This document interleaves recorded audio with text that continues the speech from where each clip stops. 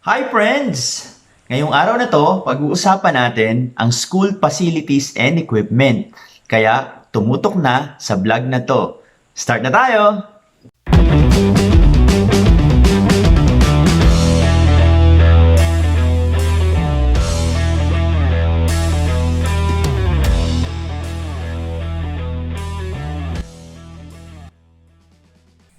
Good day friends! We are now on our part 2 of the lecture series for the Aris Barrago Vlogs review on the Principal's Test 2021. Ngayong araw na to, pag-uusapan natin ang tungkol sa school facilities and equipment. You know, this is under Domain 2 of the Philippine Professional Standards for School Heads. Laging tatandaan na ang basis ng examination will be the Philippine Professional Standards for School Heads. Kaya, laging tandaan at reviewin, aralin ang DepEd Order number 24 Series of 2020 kasi ito ang magiging basis ng inyong mga examination. Isang technique na pwede nyong gawin, aralin ninyo yung mga DepEd Order na naka-anchor dun sa strand under ng domain na gusto ninyong pag-aralan. Okay? Kaya ngayon, pupunta tayo sa pagdidiscuss sa DepEd Order number 64 Series of 2017. Sinasabi dito na kailangan lahat ng mga school buildings sa DepEd ay makatupad sa minimum performance standards and specifications of DepEd school buildings. Pag magsa-search kayo sa www.deped.gov.ph, ito ang makikita ninyong DepEd Order na naka-anchor sa school facilities and equipment, specifically sa paggawa ng mga school buildings. Maraming mga school buildings sa mga ginawa at lahat ng mga basis sa paggawa nito na ginawa ng DPWH ay naka-anchor sa DepEd Order number 64 Series of 2017. Kaya pag-aralan na natin to. Sabi rito, meron tayong considerations for a well-designed school building. Number 1, ergonomics. Ano ba ang ibig sabihin pag ang isang building ay ergonomics? Ibig sabihin, ang ergonomics hindi nahihirapan yung ating mga katawan. Halimbawa, kayo ay maglalakad. Hindi pwede na yung inyong dadaanan ay marami mga nakaharang. Ergonomics. Pag sinabing ergonomics, lahat ng mga sukat ng mga building ay naaayon sa pagkilos ng ating katawan. Pangalawa, anthropometrics. Ito rin, may kaugnayan naman ito sa sukat o halimbawa sa hagdan. Dapat ang hagdan hindi masyadong mataas para mag-aaral natin hindi nahihirapan. Anthropometrics, from the word anthro, meaning human, and metrics, sukat. Ang kasunod, thermal comfort. Pag sinabi namang thermal comfort, alam natin from the word therma, thermos. Ibig sabihin, dapat hindi mainit. Dapat maginhawa para sa mga estudyante. Illumination. Diba? Pag sinabing the room should be well illuminated. So nakakapasok ang liwanag at merong mga ilaw ang mga mag-aaral natin. Ventilation. Ito, napakahalaga nito ngayon. Kahit wala tayong face-to-face interaction with the students sa mga faculty room, sa mga offices, maganda ang may ventilation. Yung maaliwalas at nakakapasok at nakakalabas ang hangin sa loob ng isang classroom o isang school building. Acoustics. Yung pag nagsalita ka, hindi nag-e-echo. Parang pag sinabi mo, pogi ako, ko, yung ganun. Ibig sabihin ng acoustics, ang sound ay maayos na nakakarating sa ating mga mag-aaral. Color, dapat maaliwalas, maganda ang kulay, hindi gloomy ang isang classroom, at kaaya-aya sa pag-aaral. At syempre, compliance with the law. Mamaya madidiscuss natin yung mga batas na nagsasabi na ito dapat ang sukat, ito dapat ang bilang, ito dapat ang mga dapat gawin for safety purposes. Kaya, ang ating mnemonics, it, IVAC. Okay? It, IVAC. Okay? Meron pang isang mnemonics na pwede tayong gawin. Yun yung sinasabi ko na memorization by action. So, pag sinabi mong ergonomics, ibig sabihin, ikaw ay naglalakad, hindi ka napapagod. Pagkatapos mong maglakad, ikaw ay umupo at tama-tama yung upuan mo. para sa'yo, that is anthropometrics. Pagkatapos mong umupo, nagbukas ka ng electric fan. So imagine mo lang yung action. Tapos naginhawahan ka. Tapos binuksan mo yung bintana ng iyong room. So illuminated na. At the same time, ventilation, pumasok yung hangin. Tapos nakinig ka ng sounds. So acoustics. At napakaganda ng mga nakikita mo sa paligid mo. And then, sumusunod ka sa batas, hindi ka nalabas. Mga ganong strategy is one way to familiarize with enumerated items. Isang strategy kasi ng mga gumagawa ng mga exam, sinasabi nila, which is not. So, maaaring sabihin nila sa question na, which is not included as a basis for a well-complied school building in DepEd. So sabihin nila ergonomics, anthropometrics, thermal comfort, tapos maglalagay sila ng isang item na hindi kasama dito. Kasi ang mga basis din naman is yung DepEd order natin. Okay? Ngayon, may isang strategy, tuturo ko sa inyo. Paano ba natin ma-memorize yung DepEd order number 64 series of 2017 which is related to the school building facility? So, madali nating tandaan yan. Meron tayong technique. So, remember, 64 is before retirement age. And 17 is before the debut of a lady. So, i-relate mo na ang isang tao ay para ding isang school building. Kaya, ang sasabihin mo, DepEd Order number 64 series of 2017. Kasi, that is the age before retirement and the age before the debut of a lady. So, i-relate mo yung bagay na yon dun sa DepEd order. So, that's a technique and strategy that you can use to easily memorize.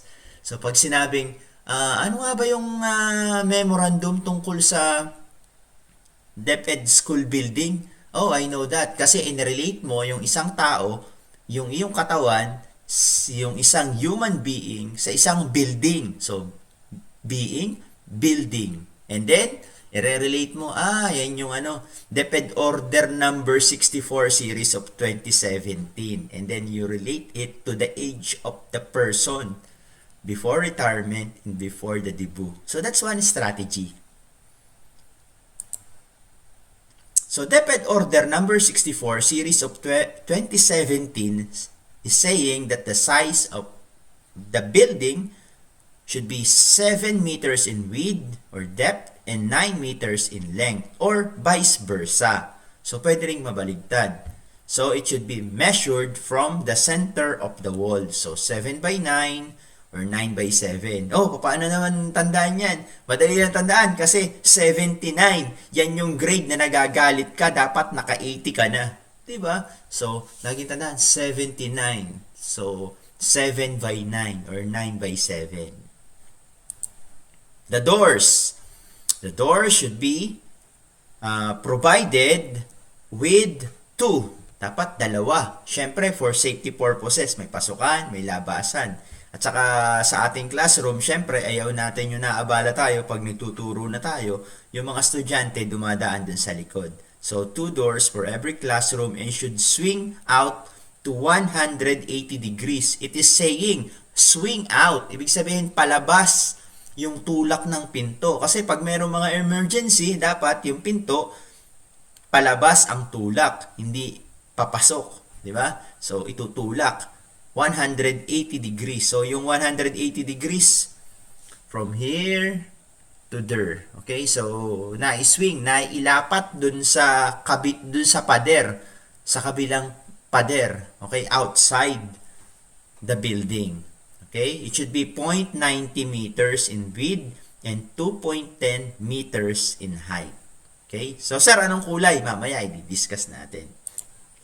The floor, according to DepEd Order number 64 series of 2017, should be non-skid finish, which is grayish in color. The floor should be higher than the corridor by 25 millimeters. So sige, kung nahihirapan kayo, para ma-imagine nyo, kumuha kayo ng ruler, tapos sukatin nyo yung classroom ninyo kung elevated ba siya ng 25 millimeters. Para ma-imagine nyo, para meron kayong actual practice. Ganun lang ang mga strategy para madali nyong matandaan ang mga bagay-bagay. Next, the first floor elevation is 225 to 325 millimeters and may be increased depending on the history of flood level. So, may justification. Pwedeng taasan. So, pag gumawa na yung mga engineer, ginagawa na at nagpo-flooring na, itatanong mo, pwede bang elevated? Kasi nabaha dito sa amin. Dito sa school namin, malimit nabaha. Kasi malapit kami dito sa Lamon Bay. Okay? And it should be provided with a ramp. May rampa with a maximum slope of 1:12 in compliance with the accessibility law. Kaya ngayon, lahat ng mga building, lahat ng mga highway, merong ramp, di ba?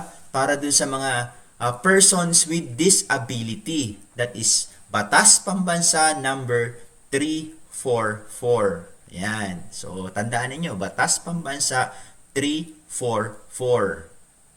Di ba? Madali din tandaan yan yung Batas Pambansa 344. Di ba? Meron tayong 4 na limbs. So, nabawasan ng isa. So, 3 na lang. So, 344. Nahihirapan kasi sila May hirap maglakad, may hirap kumilos. So, 344. Mga strategy, which is non-skid finish and properly labeled. Next, ceiling, yung kesame. So, it should be a drop type ceiling. Ibig sabihin, pag drop type ceiling, nakabitin. Pwede kang sumuot dun sa loob ng kesame. And then, the height is 2.7 meters. The materials must provide thermal comfort inside the classroom. Maginhawa. Maintenance access to the ceiling cavity must be through the corridor. Ibig sabihin, meron kang corridor. Yung corridor, dun ka dadaan pag magagawa ka ng mga maintenance services. Hindi yung entrance dito sa loob ng classroom. Dapat sa labas, sa corridor. Yun ang access. Roofing. The roofing should be protected from rust, oxidation, di ba? Yung oxidation, when oxygen in the air reacts with metal, so nagkakaroon ng rusting, okay? So salt air, acid rain, or other sources and forms of corrosion. If made of metal, the roofing sheets should be 0.40 mm base metal thickness. So, yung mga yero natin, meron yung thickness. Ang ginagamit dyan pag measure yung caliper. It should be 0.40 mm. Next, for single story with gutter and properly trenched drain on both sides. So, dapat yung isang building na single story, dapat pag-check nyo may gutter. Yun yung dumadaan tubig. Pinabagsakan. Pag umulan, doon naiipon. Tapos, papunta siya sa drain on both sides. And then, for multi-story with concrete gutter and eaves. Ano ba yung eaves? Yun yung sa bahay, yung sa mga building, yung may kung ito yung pader, yan, yung nakaganto. Makikita nyo, siya yung humaharang para hindi rin siya masyadong maulanan. It should be 1.10 meters from the corridor. Partitions. The partitions must be from floor to ceiling. Hindi kalahati. Nakikita mo yung mga estudyante dun sa kabilang classroom. Or a makeshift partition. It should be from floor to ceiling. Next, the corridors. The corridor should be single story. For single story, it should not be less than 1.5 meters. And for multi-story, it should be 2.5 meters with steel railing at height of not less than 1.5 meters. Stairways. The stairways for multi-story must be a width of not less than 1.5 meters. Siyempre, kasukatin ng corridor, 1.5 meters. And it should comply with the National Building Code of the Philippines. So, that's another code na dapat sundin. And the handrails should be with steel railings and it should be provided. Okay, yung mga stairways dapat may hawakan. So for fire protection, it should comply with Republic Act 9514 or the Fire Code of the Philippines. Okay? And include the following. Yan. Enumeration na naman. Yan na yung mga ginagawang strategy ng mga gumagawa ng mga examination which is not, okay? Which does not belong. Yan. Yan yung mga strategy. Kaya dapat at least memorize nyo, alam nyo kung ano yung mga components. Number 1, fire alarm system. Standpipe system. Yun yung pipe kung saan pwede mong ilagay dun yung hose for fighting off the fire. Pressure and gravity tanks. Hose boxes, reels, extinguishers, and other firefighting equipment, including automatic sprinkler system. Okay? And fire escapes for multi-story school buildings. So, laging merong fire escapes. Okay? So, usually sa Pilipinas, tawag yan fire exit. The chalkboard. The chalkboard should be built-in curved chalkboard measuring 4.88 meters by 1.22 meters. So, syempre, yung 4.88 yun yung kahabaan ng blackboard. And then, yung lapad niya is 1.22 meters. The height for the secondary should be 750 millimeter, 650 millimeter for elementary, and verify actual height for the primary level. So, tingnan nyo mo pag sa primary, malalaki yung mga estudyante natin. Dapat ganito kataas. Dapat nakakapagsulat sila. Kasi sayang naman yung board kung hindi naman magagamit ng mga estudyante natin sa primary level. Ito naman, yung sinasabi ko, yung mga paint. For roofing, it should be foam green, okay, for DepEd. Okay. Doors, columns, and beams should be Palmera green or beige or light shade of beige. Okay. So, Temptation or Yellow Rain. Ito yung mga paint schedule. And then, the masonry paint latex. Pag kayo ay hindi masyadong familiar, yung semi-gloss, yan yung water-based. Pwede siya sa ating mga pader. Okay? Pag naman paint or wood, yun yung sinasabing QDE or Quick Drying Enamel Semi-Gloss. Okay? So, lagi pag sa mga pader, latex yan, latex paint. Pag sa kahoy, sa bakal, QDE, Quick Drying Enamel. The exterior wall is beige, very light shade. The interior wall should be beige or the lightest shade. Okay. The ceiling is white. Grills and railings, Palmera green. Baseboard, yung nasa baseboard yung sa ilalim, yung connection ng flooring saka yung wall. So meron siyang baseboard color is beige, which is of the lightest shade. And the floor finish again is concrete plain cement, non-skid, and grayish in color. So that's the how you will paint. So pag sinabi, gusto ko ang kulay ng ng pader ay blue. No, it should not be blue kasi meron tayong sinusunod na DepEd Order number 64 series of 2017. Roof markings. The roof marking shall be painted on the main building or the tallest building of the school. It shall include only the DepEd logo and school ID number. Okay, so the roof marking is the DepEd logo, and you can refer to DepEd Order number 69, series of 2003. The size is 3.8 meters in height and 7.6 meter in length. And then the school ID number, which is 2 meters in height and 0.3 meters in thickness. The color should be blue with color white outline. Okay, the distance between the DepEd logo and the school ID number shall be at least 2 meters. Next, wall markings. Ito, mahalaga rin to. All walls must be free from any markings except the following, which is painted on separate prominent places. So, pwede mong ilagay yung DepEd name, the seal, logo, mission, vision, and core values. Pwede rin yung portraits and sayings of national heroes, name, ID, and location of the school. Yan, pwede yan.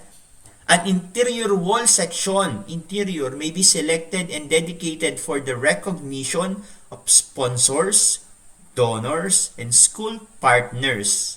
Okay? Provided that the recognition material shall follow a standard metal plaque format that will be mounted on the wall. So, it's very specific kung ano ang gagawin. Ventilation. The natural ventilation shall be primarily supplied by windows and vents. Okay? So, yung ventilation, sabi ko, dapat nakakapasok, nakakalabas yung hangin.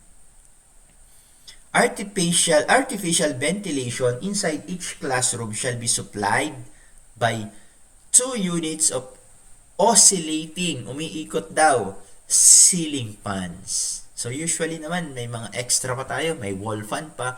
And I know how our co-teacher cares so much for our students, especially nung meron pang face-to-face interaction with the students. Illumination. Illumination falling at desk or armrest should be taken with combined artificial and natural lighting. Illumination at all staircases and fire exit stairs shall comply with Republic Act 9514 and its implementing rules and regulations. Okay, wind load. So, for all school buildings, the roofing and walls shall be designed to withstand a minimum basic wind speed as defined in section 207, okay, of 250 kilometers per hour. Okay? And it should withstand the round effects of southwest monsoon or habagat, and the northeast monsoon or amihan, as well as the easterly winds. So, taking into consideration the extensive damage that may be caused to the roofing, walls, and fenestrations. Dapat talaga matibay. Typhoon resilient. The seismic load for all school buildings, the structure shall be designed to withstand earthquakes for seismic zone 4. Okay?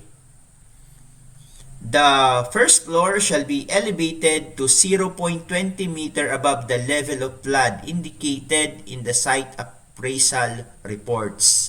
The use of containment wall is prescribed to ensure the safety of the structure during the rainy season. So sa mga MOOE, minsan may mga nagpapagawa ng mga containment wall para hindi pasukin ng tubig at saka pag bumabaha, meron pang harang. Live loads. The minimum occupancy or live load should, in the table below, be used in the design. So for classrooms, 1.9 kilopascal. Corridor stairs, 4.8 kilopascal. Roof, 1 kilopascal. So, kilopascals is, the symbol used is small k, PA. Ang sabi, ito yung pressure, which is equivalent to 1,000 Newton per square meter. So, imagine niyo yun yung pressure.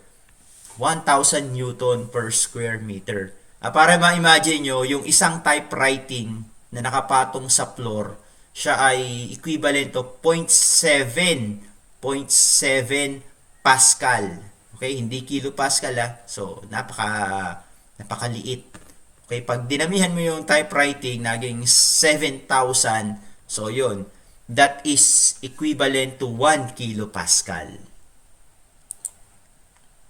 The design life. Okay, ito. The school building and structure shall have a design life of at least 25 years. So, 25 years yung lifespan ng isang DepEd school building.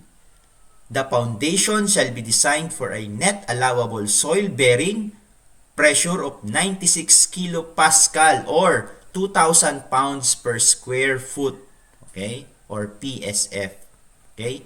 The proponent shall undertake prior appropriate studies, investigation for the use basis for the foundation and structural design of each sub-project. Kaya sa mga head teacher, may mga hawak kayong schools, minsan ay pupunta sa inyo, sir, magpapa-soil test po. Magpapa-soil test po. Ibig sabihin, they will be studying, they will be undertaking they will be taking appropriate investigation or study dun sa kakayanan ng lupa para ma-withstand yung building. Okay? Kaysa naman magkatayo ng building after 10 years, 5 years, nakahilig na, nakalubog na.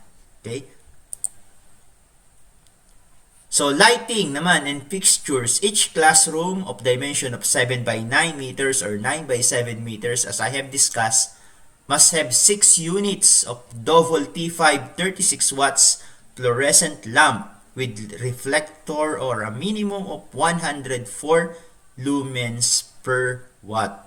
Okay? And then, merong duplex convenience outlet of the grounding type must be provided on each windowless side of the classroom. So, pag sinabing windowless side, dito sa left, meron bintana. Dito sa right, meron. So, definitely, doon sa ilalim ng blackboard, saka doon sa likod. Okay? So, 2 ceiling outlets for ceiling fans for every classroom must be provided. So, kalimitan, pag ginawa yung building, meron nakaabang na dalawang wire. So, 220 volts para doon sa oscillating ceiling fan. Wires and wiring devices. Wires shall be properly designed in accordance with Article 3.10 and the grounding system shall conform to Article 2.5 of the Philippine Electrical Code. Okay, wiring devices must be of modern type and approved for both location and purpose. Service in entrance wires for a standard 7 by 9 or 9 by 7 meters na classroom described above must have a size of 8.0 square millimeter minimum and properly protected by circuit breaker protection. So, meron na siyang service entrance na wire with the 8.0 square millimeter and a circuit breaker protection. That is for wires and wiring devices. Ito pa, dapat provided din ng toilets and sanitary facilities. Toilets and sanitary facilities shall be in accordance with the plumbing code and sanitary code of the Philippines. Okay, ito pa, waste and vent line piping system. The drain, waste, and vent line piping system must be aligned with the American Society for Testing and Materials and the International Standards Organization are ISO 4435 and ISO 3633. Napakahalaga niyan, yung mga waste and vent line piping system. The drainage system. The storm drainage system must be sized in consideration of the rainfall intensities, slope, and roof areas of the school buildings. Take note, provision shall be made for the future installation of rainwater collection system in compliance with Republic Act 67-16, okay, which is an act providing for the construction of water wells, rainwater collectors, development of springs, and rehabilitation of existing water wells in all barangays in the Philippines. That is for the drainage system. Ngayon naman, how will you do the monitoring? So, for the monitoring and evaluation, of course, this is not just the work of the top management from the central office down to the regional office to the division office and to the school level. The expected outcome is a comfortable and safe school children, school buildings turned over and accepted by DepEd from government or private implementers. What are the success indicators? All school buildings constructed are compliant with the minimum performance standards and specifications for school buildings as mandated in this DepEd order. Diba? Kaya napakahalaga. Dapat talaga nasusunod. And then, kinat ko na yung ibang part. Dito tayo sa school level kasi ito ang ating level.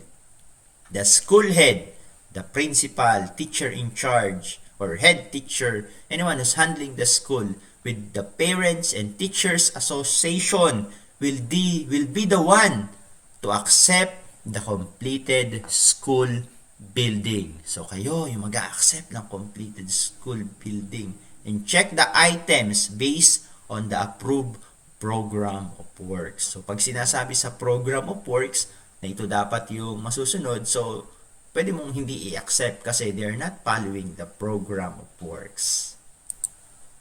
So here are my references. Okay? So lahat yan, pwede nyo basahin, pwede nyo aralin for, of course, additional information pertaining to the school building and pertaining to the operation and management of resources in your school, specifically yung mga school building. So thank you and see you on the next lecture series. Bago matapos ang vlog na to, shout out kay Sir Herbert Perez, ASDS ng DepEd Quezon, kay Ma'am Maria Luella Desilio. Sabi niya, this discussion is so comprehensive and expecting more from the Nqesh review vlogs. Yes, ma'am. Susundan pa natin to ng maraming vlogs. Kay Ma'am Pinky Balamban, shout out to you. Aris Atienza, Sir Frederick Brin, Sir Redentor Casinilio, dati ko yung kasama sa Sacred Heart. Kay Master Romantico, Ma'am Lorena Taray of Gumaca East, Sir Arnel Tinamisan, Blanche Corpus, Chris Ampere, PH, Tito Ray Sinyado, Mr. B, Rudy Gonzales, sabi niya, good work. At saka kay Sir Donald Villamarso at saka sa lahat ng mga taga Mauban North District, Mauban South District na magte-test ng exam, magte-take ng exam, sa lahat ng mga taga Lamon Bay School of Fisheries who will be taking the exam, kay Ma'am Dot, kay Ma'am Myra, kay Sir Frederick at saka kay Sir Nolly. At sa mga magte-take din ng exam sa Liwayway National High School, kay Ma'am Lady Lynn Tuazon, saka kay Ma'am Cherry Castillo. So good luck sa inyo and God bless. Bye-bye!